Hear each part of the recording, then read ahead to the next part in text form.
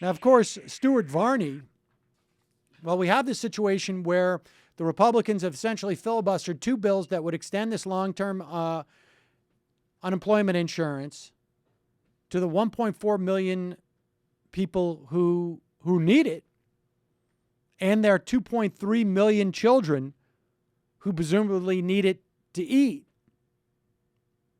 And of course, we'll end up paying for more of this when it comes to food stamps. Stuart Varney had this to say to Gretchen Carlson on Fox. Stu? Gretchen? All right, so right now, apparently, all the politicians are lunching.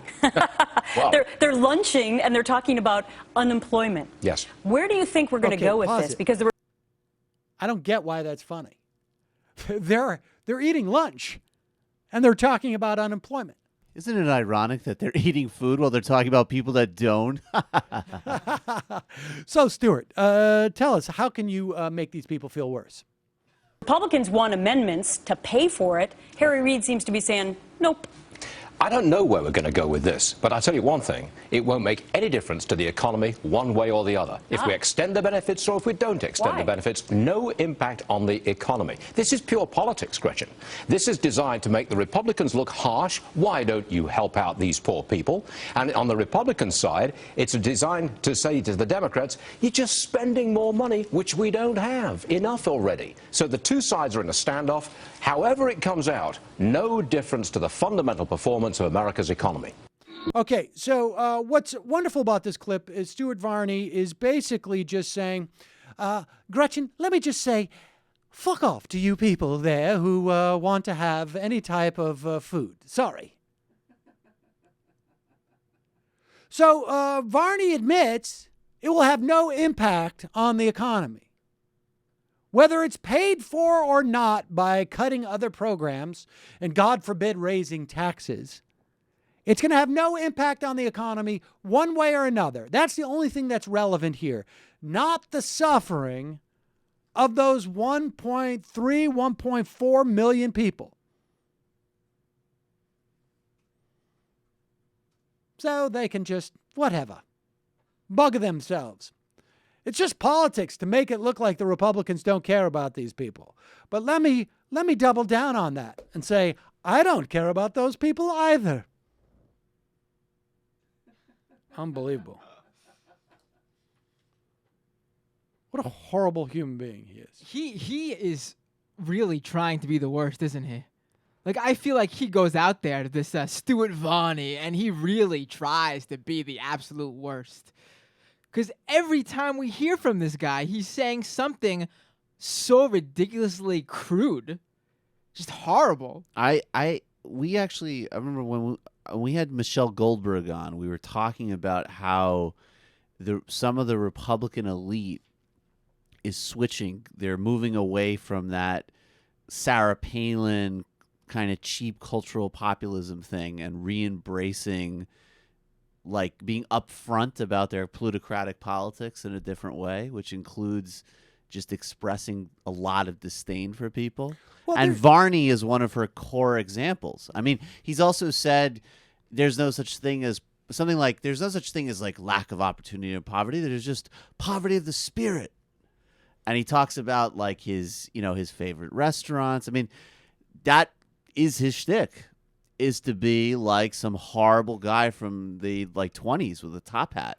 Well, I mean, but yeah, that's his brand. Yeah, that's limited because it's just, Varney is sort of limited in there. But it just the Republicans seem to be just sort of flailing around and trying to justify their beating up of poor people and people who are just out of luck. But don't you think it's like a more formal expression again? It's like even when Romney said the 47% thing, they obviously recognized that it was politically disastrous, so they ran away from it. But there were some people who said, "No, he's telling the truth." And I think the trajectory since then has actually been more of their pundits, at least, coming out and basically just adopting that same rhetoric. Right. Compassionate conservatism is gone. Yeah, exactly. That sheen is gone. Yes, they're not even pretending anymore right now because they're.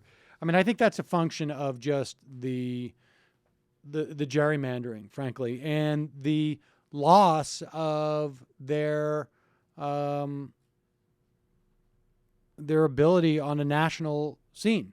They're a regional and a psychographically limited party, Right. and so they're just becoming more. Don't you think it's interesting to look at the trajectory? Like I know less about, but like Rush Limbaugh seemed so fitting in some ways for like the Newt Gingrich '90s, and then like Sean Hannity was like the perfect George W. Bush, like meathead Republican, and then Glenn Beck when Obama first came in expressed the like paranoia and insanity and conspiracy, and now Varney is like this new thing where it's just like, no, is that reading too much into it? I think so. All right. I think so because Limbaugh is saying the same thing. They all say the same thing. Varney's But it's just different styles. and he's is my on point. Fox Business too, isn't he? Or Yeah, he's on Yeah, Fox it's Fox Business. Business. yeah, My favorite Stuart Varney. just probably the highest concentration of dicks in any television audience. both literally and metaphorically.